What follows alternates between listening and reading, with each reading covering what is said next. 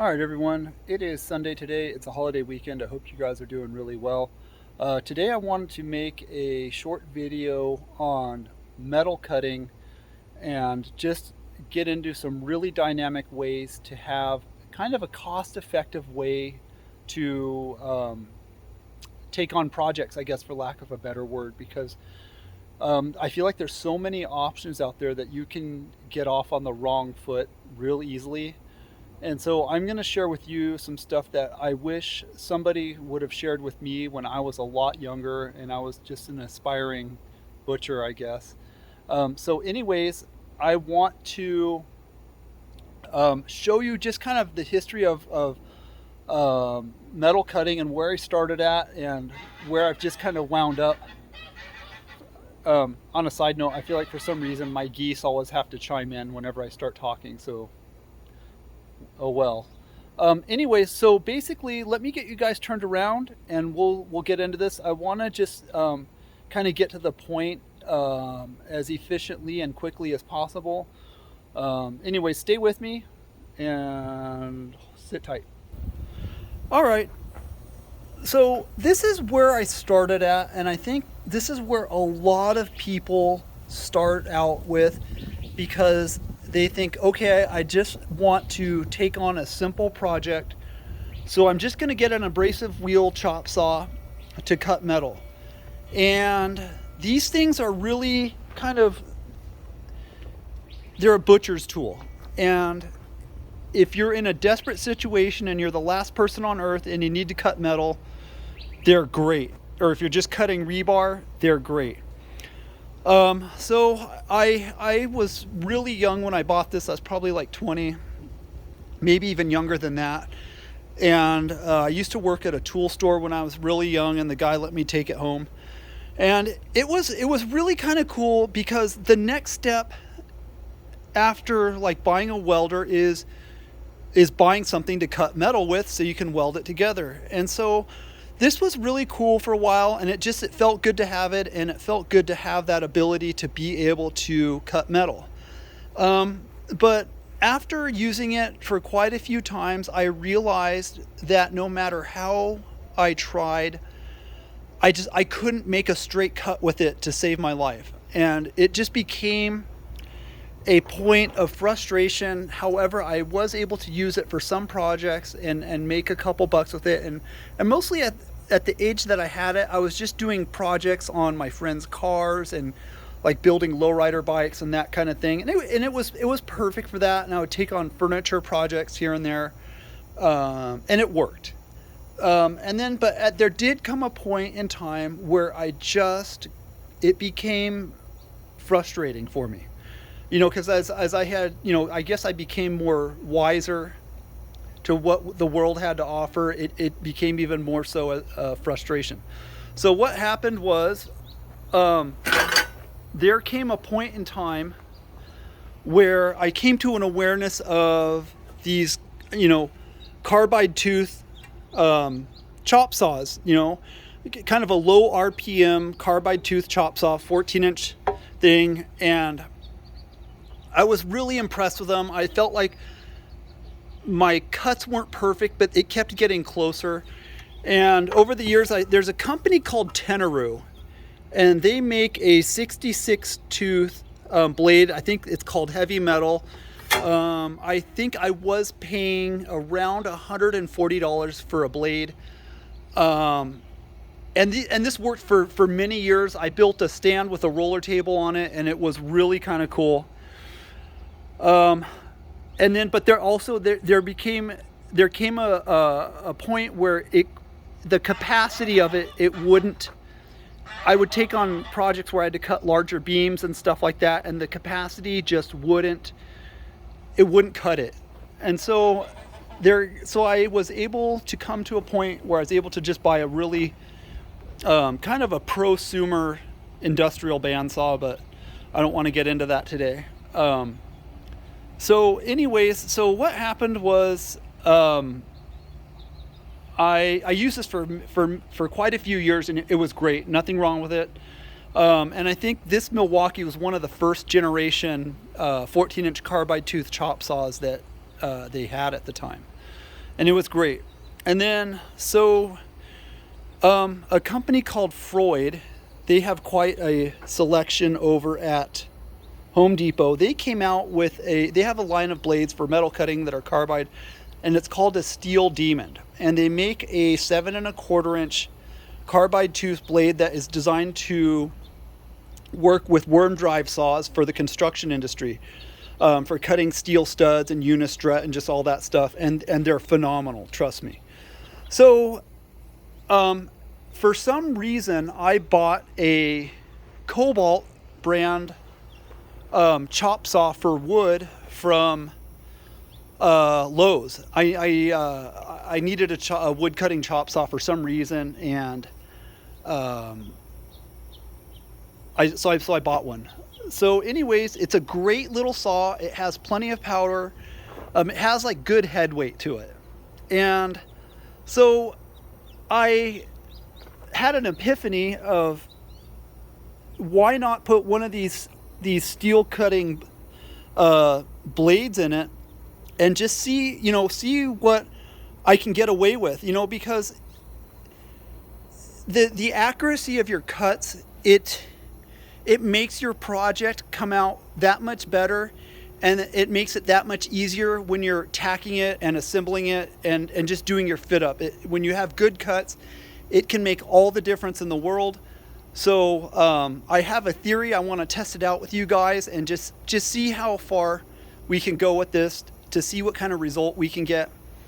So anyways, because this saw, it's a very inexpensive chop saw, and it's a great little saw. It's pretty accurate, and it's lightweight, so you could carry it. It makes it easy to use for anybody, whether you're young, old, a man or a woman.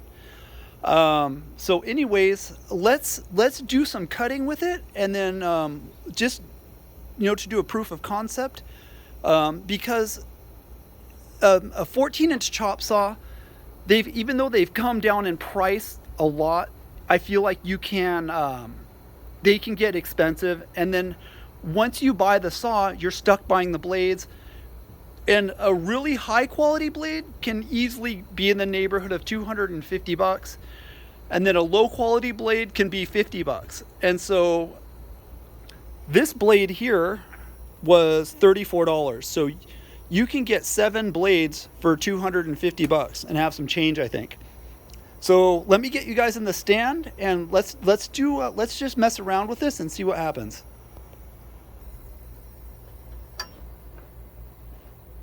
All right, just for a control, we're going to just cut some wood with this and see how it goes.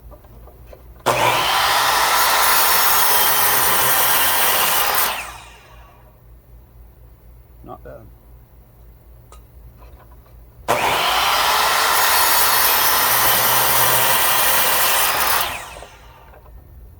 All right, let's change the blades and go from there.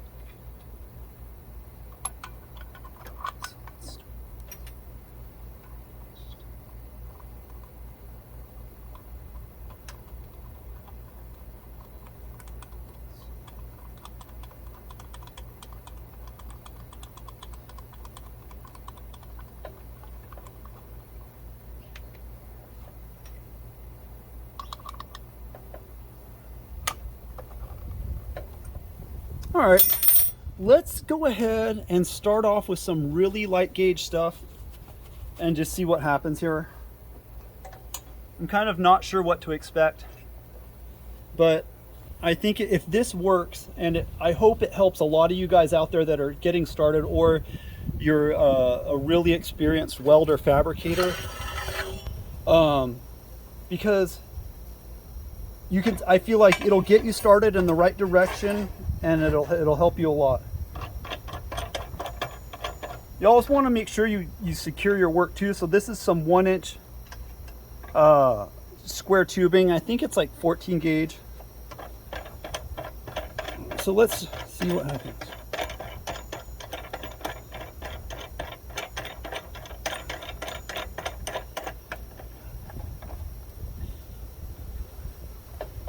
All right, for those of you that are wearing headphones, watch your ears. Oh.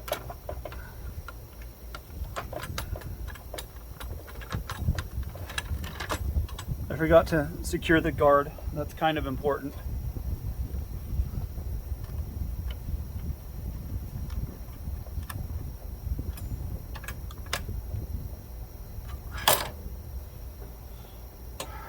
All right, let's try this again.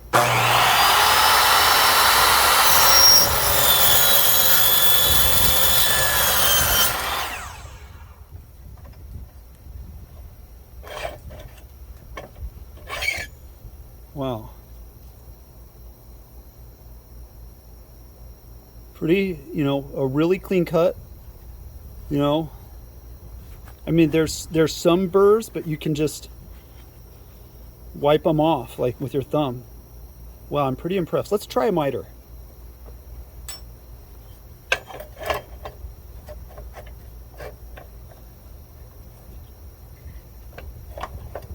I think we'll just go to a 45 because that's a really common cut, I feel like.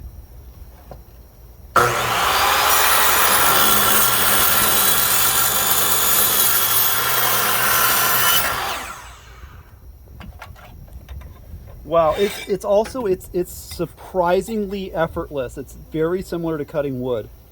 So anyways, I don't know if you guys can see that there. There we go. I got a little bit of a burr right there, but that's easy. But I mean, that fit up, that's amazing. Let's do some like 1.5 inch square tubing that's kind of heavy wall.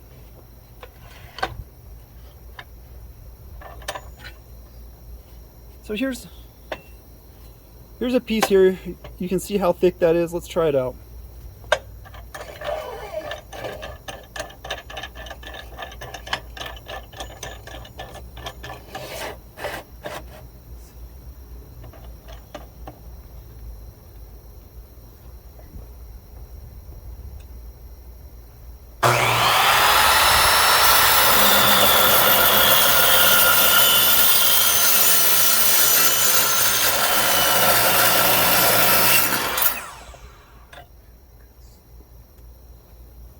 Man, that cut's smooth. It's really nice and square. All right, let's try miter.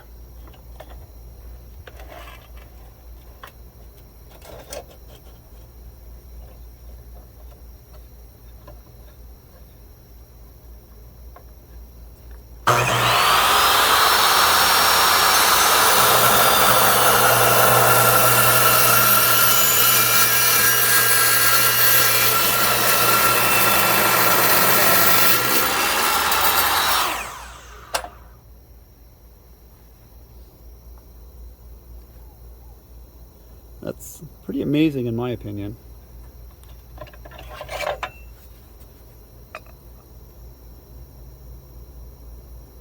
That fit up is beautiful.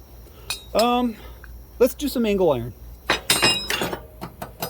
All right, I have a piece of, it's either 2-inch or 1.5 inch angle iron.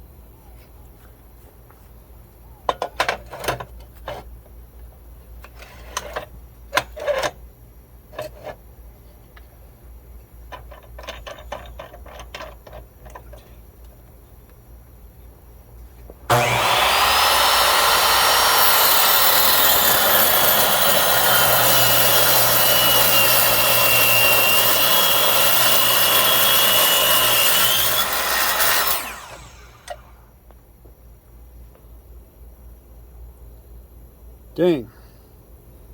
That is just a clean, square, beautiful cut. That's phenomenal. How about a piece of round?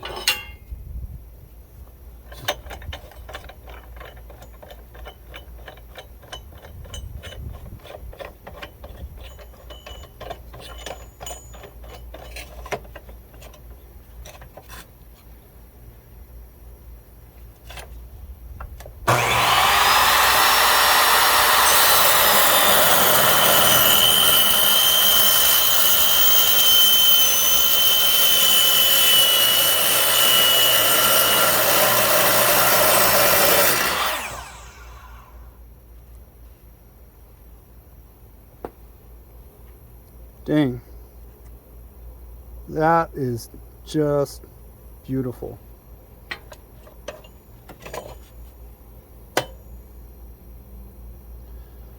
Wow. How about a piece of 1x3?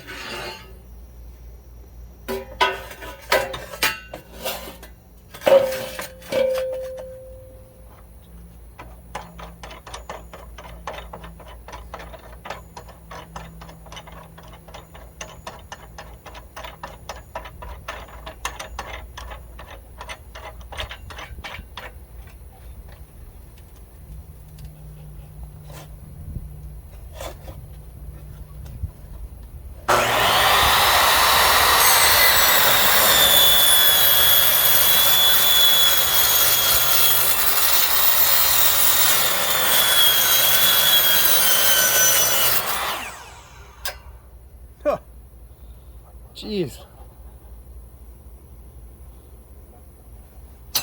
All right, I feel like this is getting kind of counterproductive here. So let's do just a couple more cuts on some larger stock and see what happens. All right, this is some 16 gauge 2x4. Let's see what happens.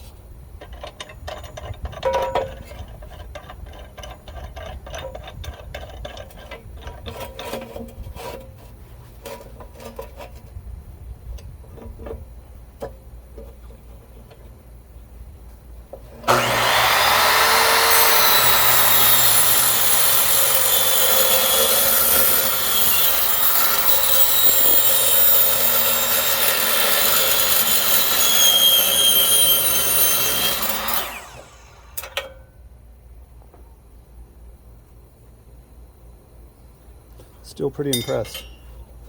All right, let's go off the deep end and do some 3/16 2x6.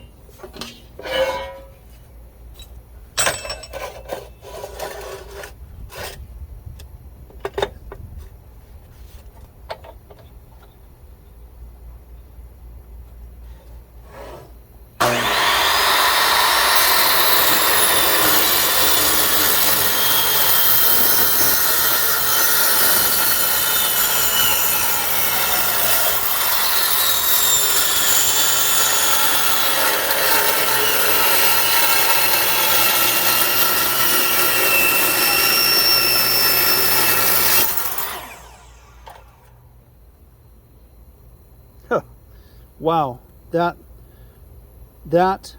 capacity and the sharpness of the cut, or just the cleanliness of the cut, that's